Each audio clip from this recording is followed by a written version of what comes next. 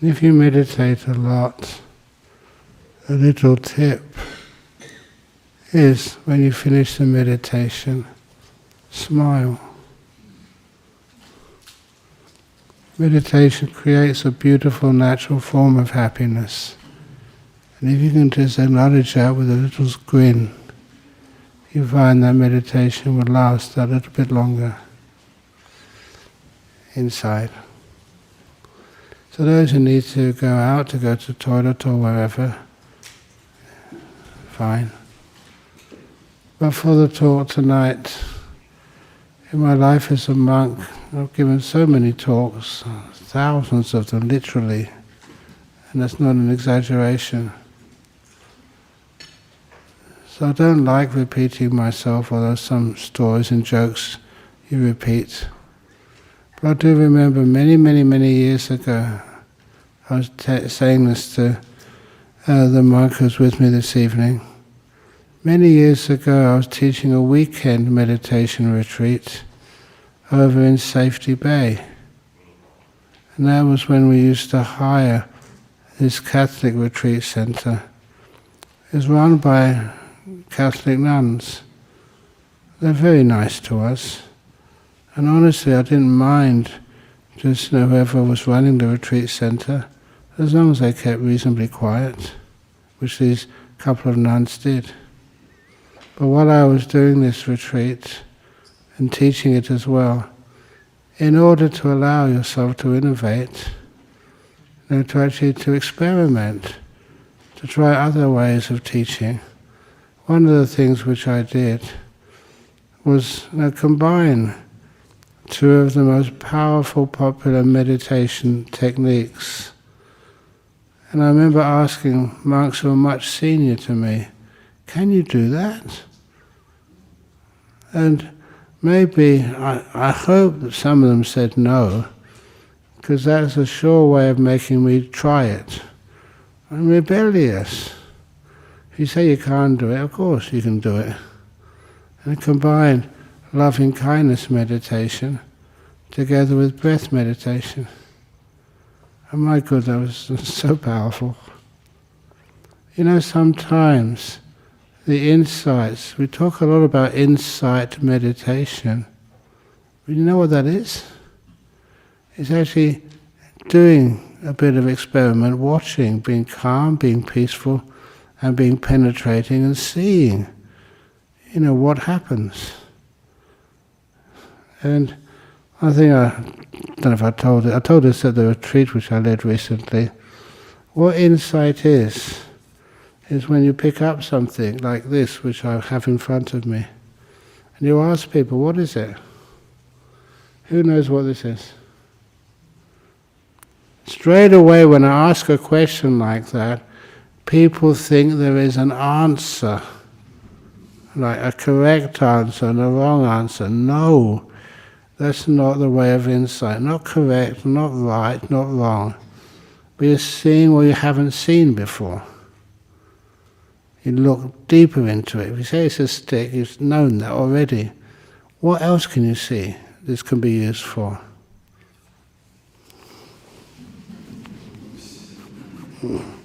It's very good as a back scratcher. So a lot of times we innovate. And I did tell that story. I was reminded of this incident because about a couple of weeks ago, the person who was responsible for this, a friend from over, I think in Queensland, he was a Sri Lankan academic, and he was running or helping run the World Computer Conference in South Korea, in the town of Daejeon. This was high profile. I remember one of the people I met over there, he was the head of the European Union cybersecurity. And they got me to give the keynote address at this World Computer Conference. Keynote address means that in the top address, what sets the tone of the conference. And look at me. Yes, I did get a degree in theoretical physics from Cambridge, but that's nothing to do with computing. That was so many years ago. What do I know about computing? Zero. So they asked me, what am I doing at that conference? Giving a keynote address. What papers had I published on computing? Zero, nothing, nil. What are you doing here? And that's when I told them what insight means and how productive insight can become in your life. I told them the old story. I'm sure I've told this one before. It's not so much a joke, but a powerful insight into how the mind and life works. It's over 100 years previously, I think in the town of St. Louis in the US. They had the World's Fair, a World's Fair. And of course, if you go to one of these big occasions where many people exhibiting weird and strange things, you have to eat. And so they arranged stalls with different types of foods. And it just so happened, just by chance, nothing else, the store which was selling ice cream was right next to the stall which sold waffles. What's a waffle got to do with an ice cream? When you make the waffle into a cone and put the ice cream on top, you have the first ice cream cones which ever existed in the world. That's how ice cream cones were invented. Just by the chance of two different types of food being sited next to each other and the two owners combining their talents. So that's what I was saying. I'm a Buddhist monk, a meditator. I'm not good at computing at all. So if you combine computing with some of the stuff we practice in meditation, what's going to happen? Amazing stuff. So when I say, what is this? You keep looking and you see things you've never seen before. It's not just a stick. It's something more than that. And so when you look very deep, you find new usages, new combinations for old things. Are there any ties here this evening? Because one of the things which it wasn't discovered, but I found really was, okay, I admit it, one of my favorite foods. Ice cream and sticky rice. Many people in Thai cuisines always put some sticky rice, khao nio, with ice cream. They go together really well. Little things like that which I thought, ice cream and rice, what have those two things got to do together? One's a dessert, one's the main part of a meal. But they work very well together. That innovation makes you see so many different beautiful things in this world which you never noticed before. And that's even in a business like computer science. They can do so much to innovate, to help, to move things forward in the world. So that's one of the reasons why, with understanding things like insight, what is your life? How to best live your life? How old are you? Why are you? All of those insights.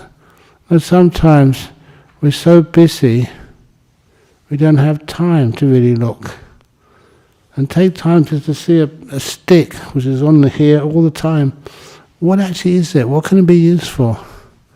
And not just say the ordinary things. Those ordinary things, it's a stick, it's brown, it's about 10 inches long. That's what you've been told at school. That's what other people have brainwashed you into seeing. It's much more than that. And to see that extra is where we have these beautiful things which we call insight. But it's not just seeing its utility and getting new understandings of how this can be used, or new machines. one of the most beautiful things about insight is the beauty itself. And that kind of surprised me. I don't know about you. I was always told that Buddhism is about suffering. The Four Noble Truths, suffering. Yeah, I mean, that's not a good way of marketing Buddhism. Okay, it's true, but it's much more than that. And that's why I couldn't hardly believe it. That when I really got into the meditation practice, my goodness, it was the most beautiful, happy thing I've ever done in my life. And on that retreat, over in Safety Bay, sometimes you were just walking through the compound, and then sometimes you saw something. Wow, that's gorgeous, that's beautiful. And it was just a speck of dust on the floor. How can that look so gorgeous? I'm not exaggerating. And that's when I remembered, when that first happened, this old poem. I repeat this a lot because it gives it credibility, by this English poet and artist called William Blake. 1600 and something. I think he died in 1700 and something. And it's only a 4-line poem which he wrote. And I never forgot it. To see a world in a grain of sand. See a heaven in a wild flower. Hold infinity in the palm of your hand, and eternity in an hour. I don't know why, but when I first read that, I read it again and again, and I remembered it. To see a world in a grain of sand, something so small, you pass by it, you don't give it the importance it deserves. You ever notice that when you have the moment, you have the time? You may be at the beach, but you don't look at the sea. There's too much going on there. You look at just a little bit of sand, which is maybe stuck to your feet. You look at its shape, look at its colour. Look at all the amazing facets it has. And after a while you see so much more than you've ever seen before. Just in a worthless piece of sand. You think it's worthless, but the longer you see it, wow. See a world in a grain of sand, and oh my goodness, in a wildflower. We have wildflower seasons here in Australia. How many people actually see the wildflower? Or they see just a whole swathe of colour from many, many, many flowers. It's much more beautiful to seeing one. Seeing its shape, it's tiny. It's one of the most humble, beautiful things you could ever imagine. Tiny little flower, gorgeous colours, gorgeous shapes. It's like, I don't know if you've ever been to art galleries. Sometimes the best art galleries are those of nature. And you see something and it just captures your attention and it's absolutely beautiful. And you're not just saying that because other people say it, not just because that's what people want to hear. It surprises you, the beauty which you can see. And straight away, if you start to experience those sorts of insights, you find out just how happy you can be. There's grains of sand all over the place. Heavenly wild flowers, just everywhere. And then you get to the more powerful, hold infinity in the palm of your hand. People who look for spiritual truths always look for them somewhere else, in books. You go to nice monasteries, you see nice chaityas with relics in them. No, just hold that in the palm of your hand, right here, right now. See infinity in the palm of your hand. Infinity means cannot be judged, cannot be contained, cannot be put in a box. It's uncontainable, infinity.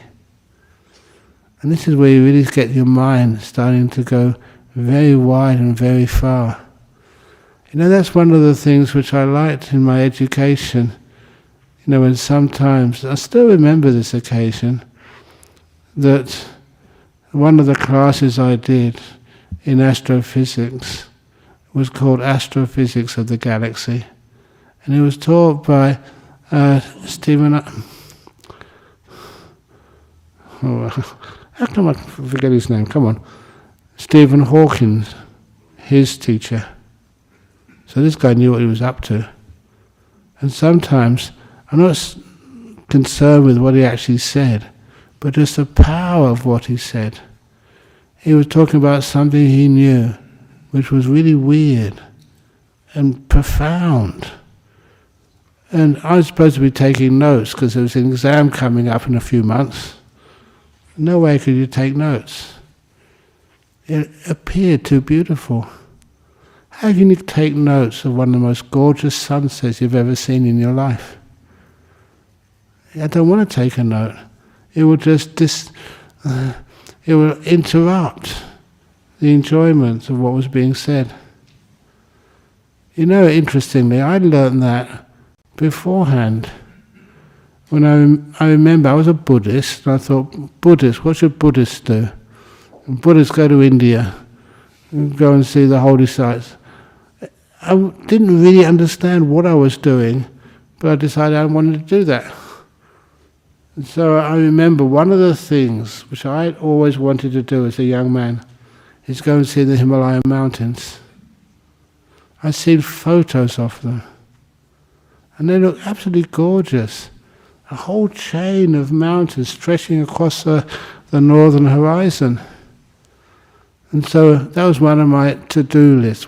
I really wanted to see these. But when I got there, into India, this is how stupid I was. It was during the rainy season. In the rainy season, the whole northern horizon was covered with clouds. No way you could see the mountains underneath. So after a few weeks I gave up. No way am I going to see the Himalaya mountains. And then one day I was with these other couple of travellers.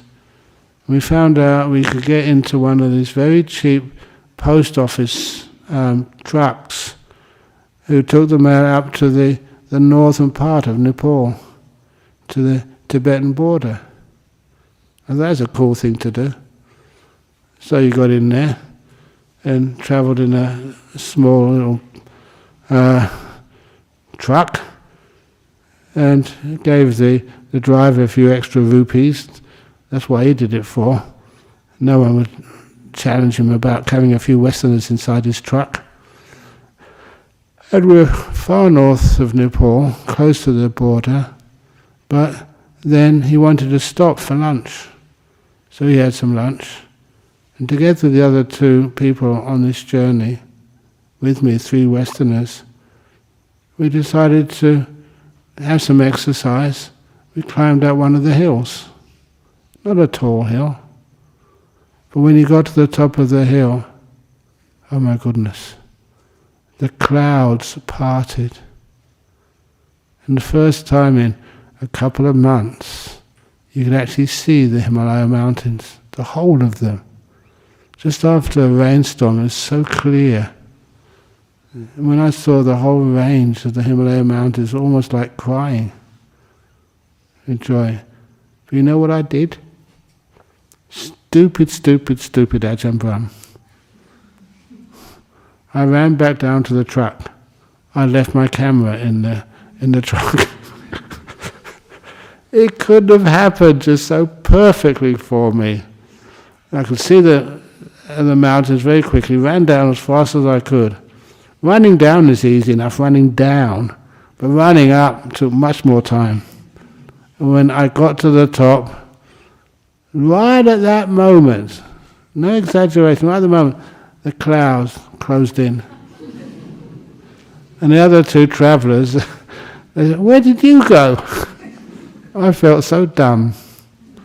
Trying to capture beauty, I've lost it. That's one of the reasons why I learned in life, beauty is nothing you can put in a box and keep forever. Beauty is there to be enjoyed and valued in this moment, and then let go. And then you will never forget it.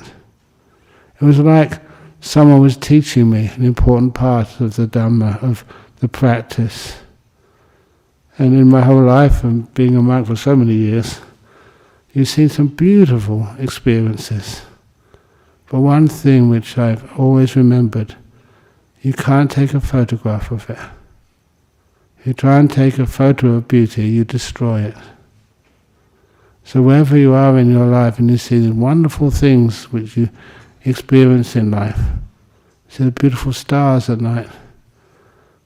Sometimes, spend the evenings over in Jhana Grove, our retreat centre. Those of you who've been there just know how wonderful it is on a nice clear night. And you can lay down on those, we call them stupas, these beautiful, what do you call them? Stupas. It's where they have, once in Jhana Grove, there's two of them, and they were donated by this monk and his followers over in Borobudur in Indonesia. And he said, "You're building a retreat centre, can I please help?" And he offered these wonderful chaitiyas, which of course still there, and all for free. They've got these amazing Buddha statues inside, all made out of stone, the same stone as in the big chaitya at Borobudur. And they are beautiful, but a lot of times I don't watch those Buddha statues inside. I lay on my back and look up at the stars. They are so clear. And if you've done some meditation, your mind is open to be able to see the stars of the Milky Way at night. It's one of the best places to see them. You're laying down on your back, and it's not cold because those stones, they soak up the heat from the day. So it's like on a warm, heated mattress and looking up at all these stars in the sky, so clear, so powerful. That brings you joy and happiness. Natural, not caused by something you've eaten or drunk, but just seeing nature, see infinity in the palm of your hand. You don't have to pay for it. No one's telling you, you've had your time, get out, you can stay there as long as you like. And when you do, the joy and the depth of perception which you have is huge. This is where insight comes from. One of the things which I learned from experiences like that, because this was one of the fields of study for me, academia, intellect, I knew all the names. And I found out that created a huge barrier to enjoying them. Oh no, that's Alpha Centauri, that's only a planet. All of those names, they cause discrimination. This is bigger than that one. This, is further away. This is not a star, this is a galaxy. All of those things disturbed the appreciation in stillness of beauty. And because of that, I realized that it's much nicer not to know if you want to experience and appreciate things. That's also kind of what I figured out when I was even younger. And I did this, basically I didn't have much choice, gap year. I got my scholarship to go to Cambridge when I was only 17.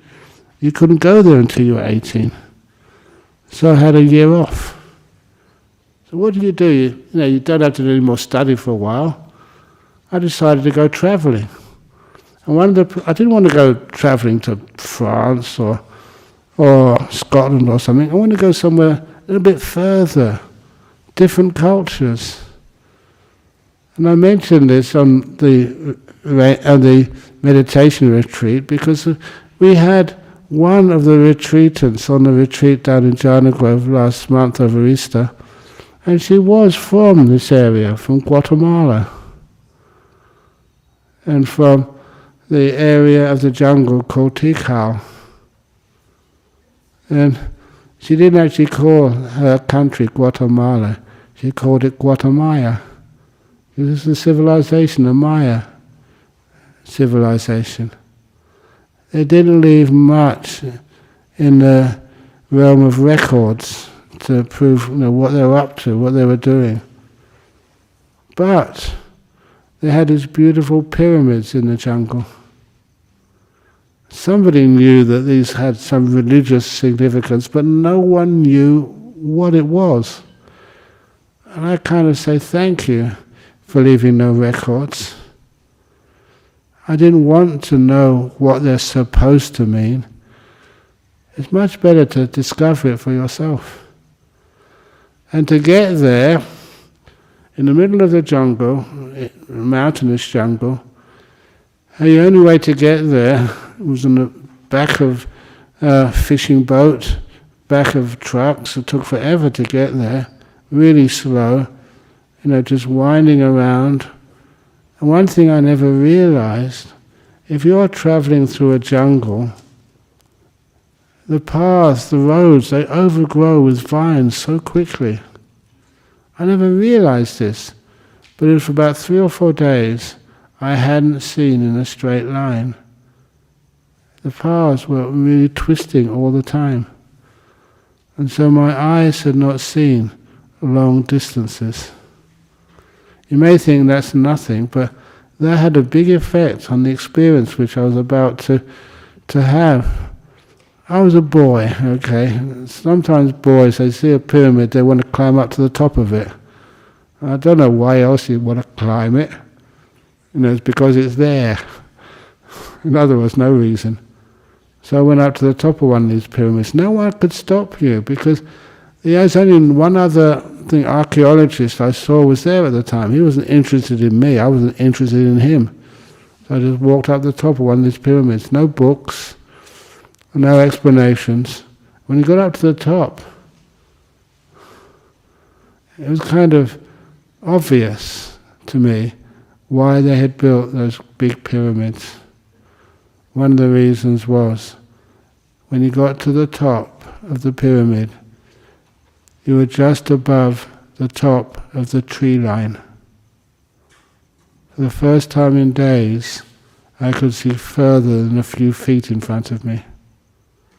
I could see distance. I could see infinity in all directions, with nothing between me and the idea of infinity. And that just blew my mind. The first time in days, you could see what was beyond the normal things which you look at. How far do you look? A lot of times there's so many things to see, we can't see distance. We can't understand what infinity is. And one of the things I mentioned at the time, it was like you can see infinity in all directions with nothing between you and the infinite. No sort of books, no people, no leader, no guy who says, I know more than you know. You're free. See forever, whichever way you look. And the other thing which I noticed was up there, above the tree line, you could feel the wind. In jungles you can't feel wind. There's too many bushes and trees, they stop the wind giving you some fresh air. At the top of those pyramids, it's a beautiful wind. It's like going into an air-conditioned place for the first time in days. It was gorgeous. There's little things like that. You're getting to know something very deep in the idea of spirituality. Not what you can read in a book, but what you can feel, which was real, true. Hold infinity in the palm of your hand and eternity in an hour. When I say that phrase from William Blake, eternity in an hour, a lot of people say, yeah, is that how long you're going to talk this evening, Ajahn Brahm? An eternity. That's my usual time of talking, an hour. But it's not just time, it's seeing the end of time, beyond time. How many years do you live? Does that make any sense to you? 20 years, 30 years, 50 years, 80 years, 100 years? What is that? Sometimes we can get so stressed out by time. We become a prisoner of time. Doesn't matter how much time we have, still we never really understand it. But we are confined by time. That's why some of the experiences you've had in meditation, they're brilliant. When sometimes you're sitting there in your room, or for me, my cave, sometimes time disappears. What does that mean? That means you're sitting there and you go so much into this present moment that time, you realize, is only understood in natural life just by measuring something. A minute, an hour. Imagine you're so much in this present moment, you can't measure. So what is time? Sometimes I always say that time is the space between the past and the present and the future, or the past and the future. They are distances. If you really get into the present moment, you can do that in meditation, really get into it. Right now, in this second, not even a second, you can't call it a second, right now, you get so present, you can't measure anything. You can't count. Time loses its meaning. Imagine when time loses its meaning. Things like wanting, craving, loses its meaning. To crave is something, here I am, that's where I want to be. This I haven't got, I want to get it. That's craving. Imagine right in this present moment, that vanishes. Hatred, ill will, sort of things which really cause you a lot of pain, that disappears. Imagine what that must feel like when all those things vanish. And that's why you have these stories that are verified. Some of these meditators, they don't just meditate for half an hour. Sometimes they meditate for a few days. Without drinking, without going to the toilet. They're not dead. They're just almost like so still that they've escaped from time for a few days. That's like that. I tell people on retreats this happens. That's like the Vietnamese monk over in Sydney. He meditated for 8 days. When I say meditated for 8 days, he didn't move. Because they were Vietnamese, they'd heard of this happens before, so they didn't try and disturb him. They just, in the evening after the first day, he was still meditating, he never rang any bells. It was a retreat of no bell silence. It was supposed to be a joke. Maybe it was badly placed. But anyway, he never moved at all, never ate, never drank, never went to the toilet. Just sat there, like a Buddha statue. And apparently when he came out of his meditation after 8 days of a 9-day retreat, he came out and he apologized. So I'm sorry I got into this really deep meditation. He didn't need to eat or go to the toilet, rest or anything, he just sat there all the time. And he said, sorry, I should have talked. And the Vietnamese, the result of seeing that for 8 days, they said, no, thank you. We actually saw it. Too many people talk, people like me. But that's actually did, and he saw them. That was, all of his life faculties were still. perfectly okay. So when those sorts of things happen, that really can impress people, inspire you, show what's possible. Which would you prefer? A Dhamma talk, like I usually give, or to see, just sitting here, not moving, for half an hour, another hour? What would you like to see? Sometimes, maybe a bit late in the evening to try this now, but sometimes when you see that happening, it's amazing what you see. And that's what you actually experience. And so some of these beauties which are possible, which bend everything you've ever thought you'd ever experience, change. That's one of the things why I like this sort of stuff. Why, you can have more experience of the beautiful, of the amazing, of the wonderful, things which do impress you, and how limited you make yourself be. Why are you so limited? See a world in a grain of sand, a heaven in a wildflower, hold infinity in the palm of your hand, an eternity in an hour. And some of I've done these similes so many times, but I still also remember in the first meditation hall we built over in Wat Banana Chat in Thailand, built by the villagers, bless them to bits, because they did the concrete floor. And I don't know how many of you know how concrete is made, but to make it level, it takes someone with the trowels, make sure it's as level as possible. If it starts getting dry, bricklayers or concrete workers here in Australia, they'd sprinkle some water on it. Over in Thailand, they spit on it. They needed to make it wet so it didn't dry too fast, so they could make it smoother and smoother. I saw them make the floor like that. So if you look at that floor, the colours, the different shades of grey. I've got to be careful because when I mention that, it's natural. You saw 100 different shades of grey.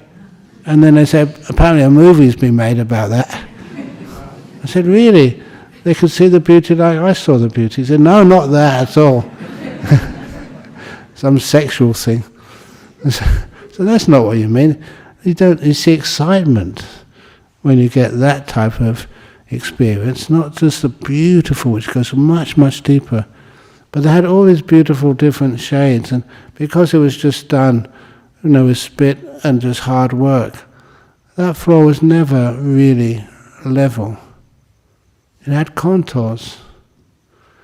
And I do recall the first range retreat which I spent in that monastery. That was in 1974? Yeah, 74, 73, I forget which. But anyway, that I was doing walking meditation. When you do walking meditation, you put your gaze on the floor. You don't look to the left, you don't look to the right. And you just walk as slowly or as fast as you want, just putting all your attention on just this little area of experience, what you're watching, what you're feeling. And I recall, it's amazing, I recall to this day, just walking meditation and then having to stop. I stopped because what I saw, just a body length in front of me on this concrete floor laid by the villagers, it was like another artwork. The different shades of grey, the contours of the piece of concrete were unbelievably beautiful. And I stopped and stood there for a while, and that's when I decided I think I should get a concrete saw, cut it out, and send it to some gallery in London. I wasn't crazy.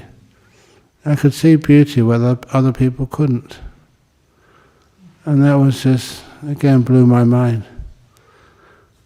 But I won't sort of keep going for too long. There's one last story which I'm sure that many of you are expecting. It's one of my favourite stories of seeing beauty where I never expected to find it. Sorry, it's too late now. I've started. And that was weird to the max. Over in Jhana Grove on a retreat, and like everybody else, I meditate with you. I get into maybe deeper meditations, but then you also have to go to the toilet. So I went to the toilet.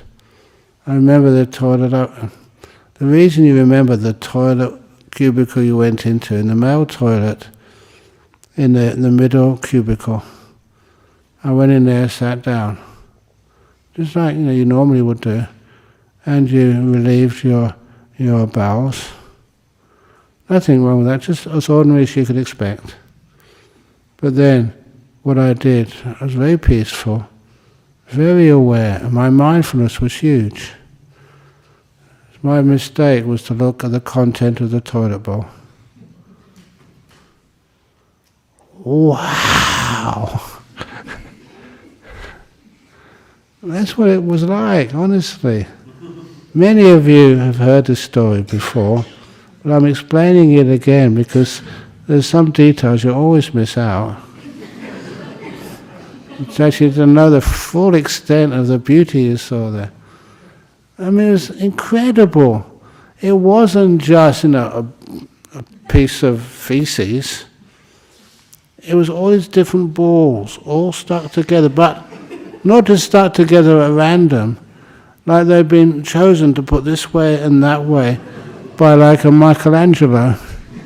Some with a huge amount of skill. There are some people who've got the artistic talent, and they put things together. They do really look beautiful. And this was one of the most beautiful pieces of SHIT I'd ever thought could exist. And that was just the shape of it. Then you got the sort of the colour. I don't know why people get repelled by this. This is natural, this is real. Sometimes people paint, we just finished repainting the gates of Bodhinyana monasteries, brown or gold or something. But this is more real, it's down to earth. It is natural. Now, how many of you don't like sort of fake chemical stuff? This is what happens when you really appreciate the beauty of nature. You can't get more natural than a piece of shit. And I was looking at it, and I couldn't take my eyes off it. This is what you do, just like seeing a world in a grain of sand. Beautiful. How come you've missed this for much of your life? Things which are right there in front of you, and you just don't know how to look at them and see them. And then you can't go past also the last thing which I noticed, the fragrance. Now come on, get real. Look, I've been a monk a long time, and sometimes people wear perfumes and they wear jewelry. I can never forget that time while we were in Bodhinyana monastery years and years and years ago, when I just finished laying some concrete. I work. This is quite a few years ago. Finished laying some concrete. If you mix concrete, you get some of the splashes of the mortar on your robes and on your face, because there's a dirty job to mix concrete. So, I was just going back to my room to take a shower and then go for lunch. And then I heard a strange sound at the car park in Bodhinyana monastery, and I really, really thought it was an ice cream truck. They make a sort of jingly sound. But then when I looked, it wasn't an ice cream truck. It was a very high-class Sri Lankan lady dressed up in all her jewellery. Dingle, dingle, collect. Honestly, she had so much jewellery on. It sounded like an ice cream truck. There's no sort of criticism of Sri Lanka custom or whatever. It's just Thais do that. I'm sure you've done that before in your life. Dingle, jangle, crangle, whatever. So when I she came up to me and said, "I'm looking for Ajahn Brahm." Now I'm smart enough not to admit who I am. So I said, "He'll probably be down in the dining room in a few minutes." So off she went, jingle, jangle, dangle. And I went, took a quick shower, changed into some clean robes, and then went to the dining room and saw her. Gave her a little talk about Buddhism and why we're doing what we're doing. And then after my little talk to her, she said, "Oh, wonderful, thank you, that was a really nice talk. I'm glad I finally met you." But then she said, "If you don't mind me saying, I saw one of your monks on the way here, and he looked very, very badly dressed." Honestly, she never realised it was me. And I can understand why. You look very different if you haven't been to the shower and tidied yourself up a bit. And so I said, "Okay, ma'am, I think I know who it is. I'll say something to him later." He said, thank you, that's very good. But you don't want to have one or two monks spoiling your beautiful monastery. So, "Oh yes, I understand. And I never told him what was going on. I kind of enjoyed the sort of secrecy of that and just the little fun of a good story to tell people on a Friday night. But that's actually what happens with beauty, tidiness, and what happens in meditation, and how much beautiful stuff you can see. I don't know if I don't mind telling these stories. I don't know if you noticed those who were on the retreat with me over in Jhana Grove. You can always tell if my meditation is going well. You get lots of joy coming up, especially in the morning.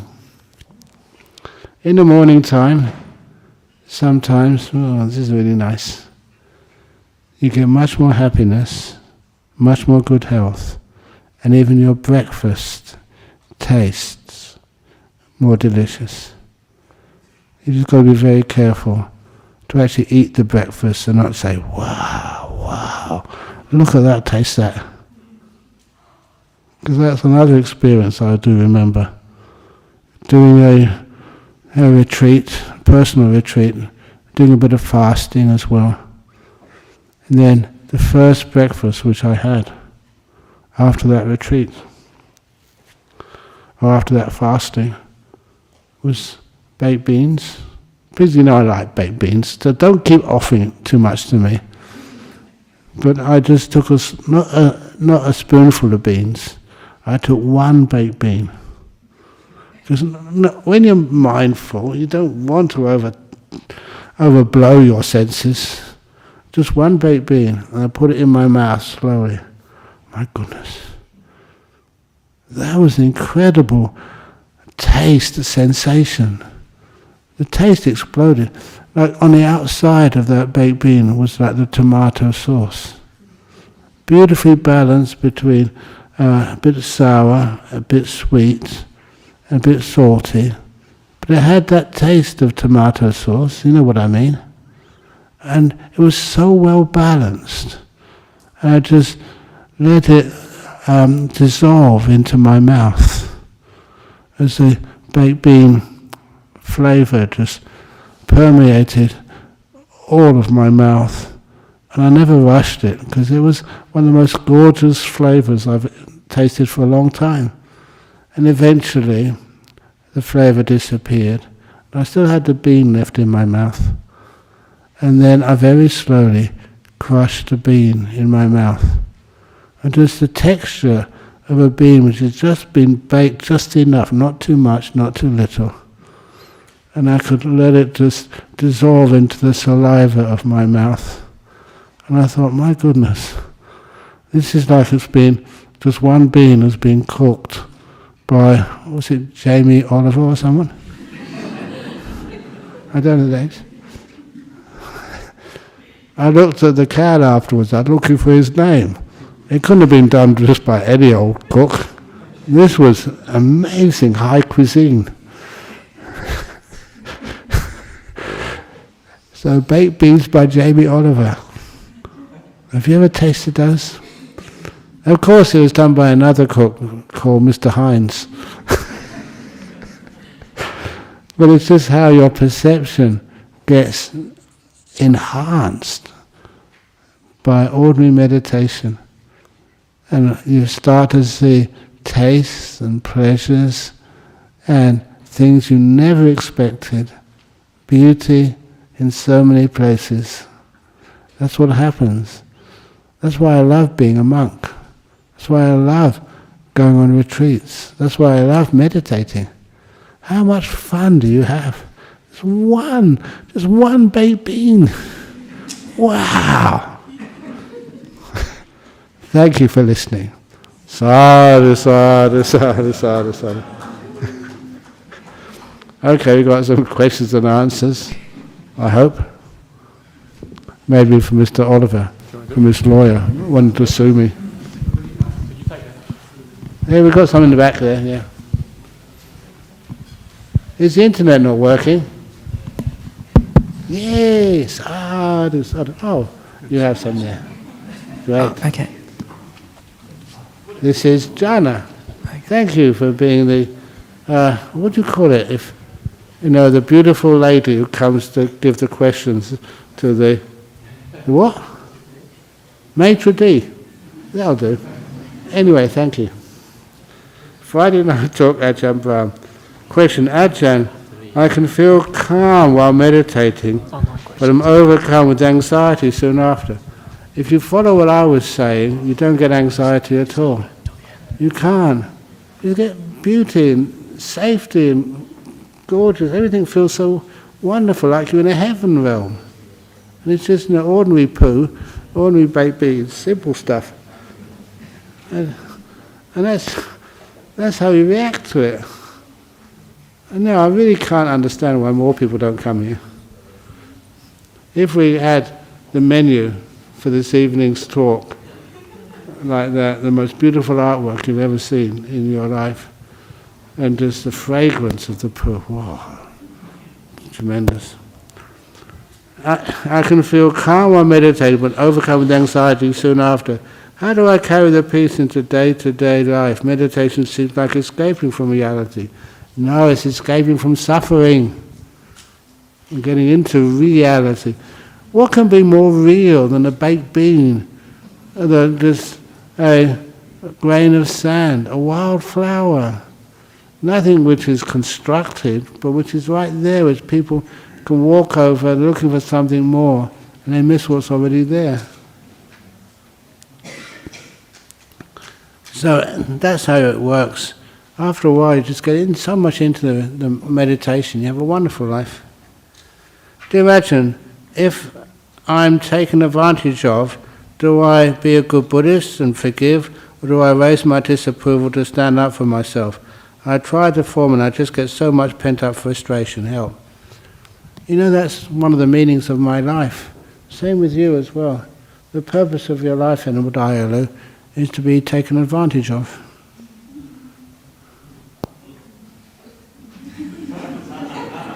Me too.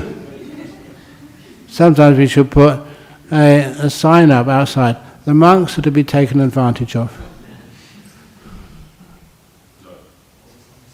We want to be able to give. And you get so much joy giving.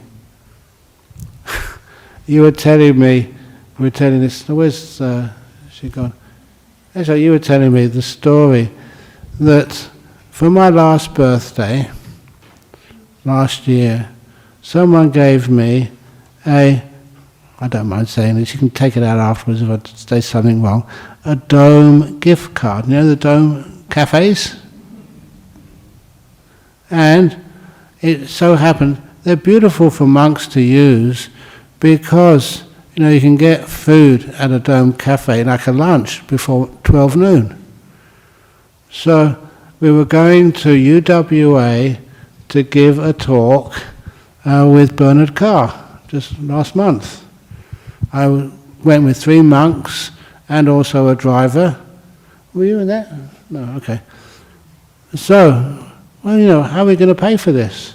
So I got out the Dome card. It's on me.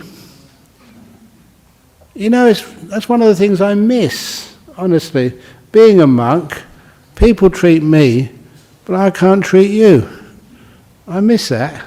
So I said, well, it's really for Ksenia and Drew as well. Were you involved in that? Yeah. And see, that's what we use it for. And the monks had a nice treat. And I had a treat too. I know another time I was going to the airport, no time to have a proper meal, so we went to a Dome restaurant over in, was it anyway, close to the airport, and Nicholas drove me there, and so I said, what do you want to eat? He said, no, I could invite you. I said, no way. I got out one of these Dome cards, and I shouted a nice lunch for Nicholas.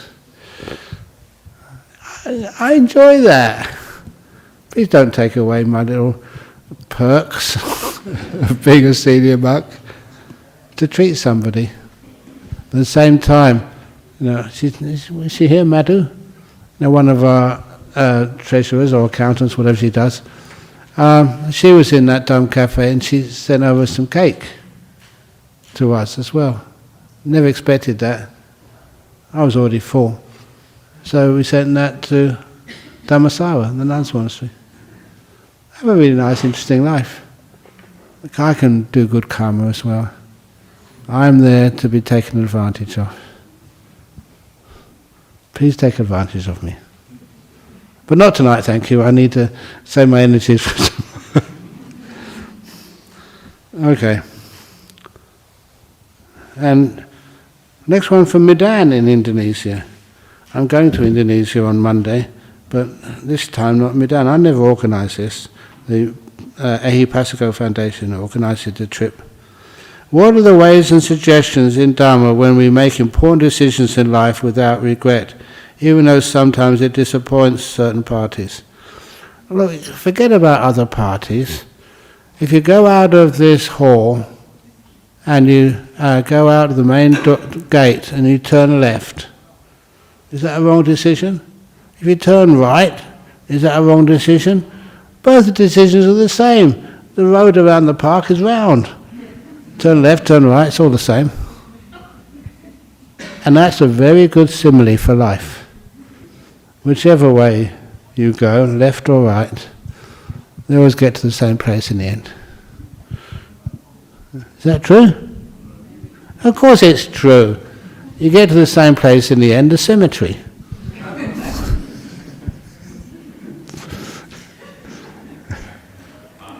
A couple of times, there's actually just something. I've got an irritable throat sometimes because I probably talk too much. I cough. I said, Ajahn Brahm, you should do something about that cough. It could be dangerous for your health. You might die. Yeah, I suppose that's true, but my reaction to that is the old saying I learned when I was a kid. It's not the cough that carries you off, it's the coffin they carry you off in. I'm not afraid of coughs. Coughing is a bit more dangerous. But anyway, you all know that story about how to stop a coffin? No, cough mix. You throw a cough mixture at coffins and they stop. Haven't you heard the pharmacist say that? Cough mixture stops the coughing. Okay, I'm getting past my bedtime, I think. Question, how to deal with obsessive thoughts about what others think of me and thoughts about impressing other people. If they're going to impress other people, they've got to think of you first. Isn't that the case? And sometimes I'm very happy when they think bad thoughts about me, because then they leave me alone. I've been wondering, how can I retire? Because every time, you give a talk somewhere, like even going to Indonesia, apparently they're all, whatever it is, they're all booked. I think, why they've heard of my stories before, they know me, why do they keep bothering me having to give talks? So what I wanted to do, if anybody knows this, I know there's many schools which teach people how to tell funny stories and how people to give good talks.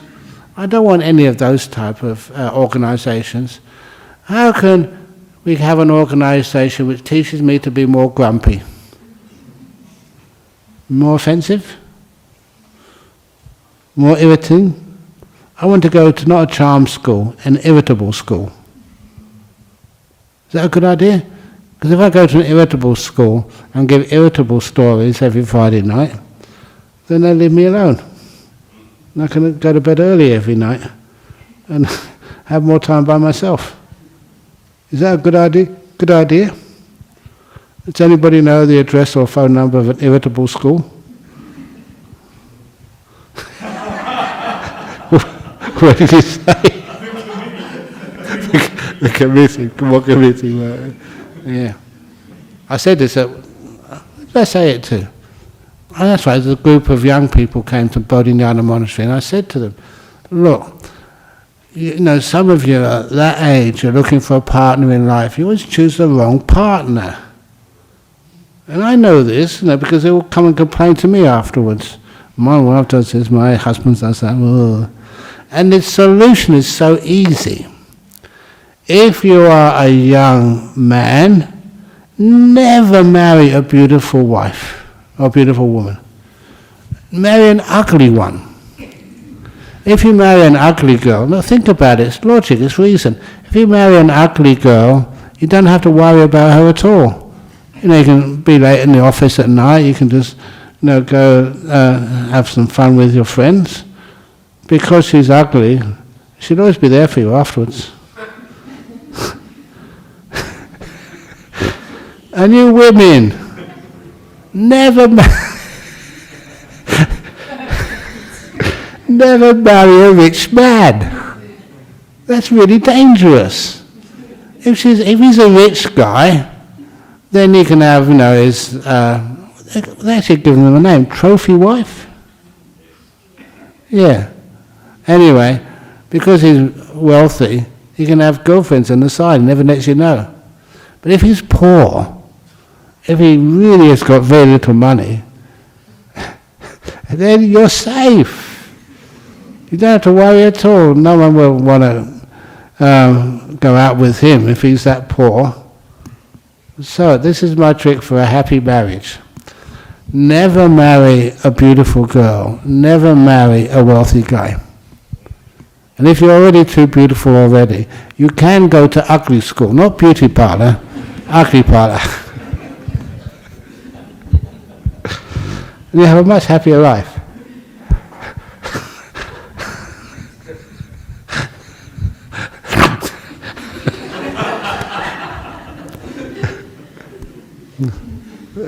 That's why I'm single and happy. Okay. I can't even finish the sentence anymore, so I'm going to finish off now. Thank you for listening. Sadhu, sadhu, sadhu. Yeah. Okay, Eddie, you haven't asked the question yet, but thank you for being here. No, time. Okay. Let's bow to the Buddha.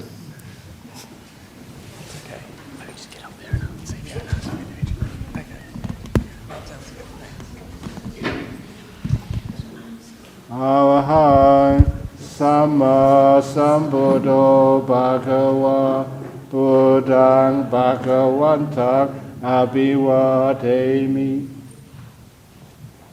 Suakato Bhagavata Dhammo Dhammang Namasami Supatipano Bhagavato Sāvaka Sangho Sanghang Namami.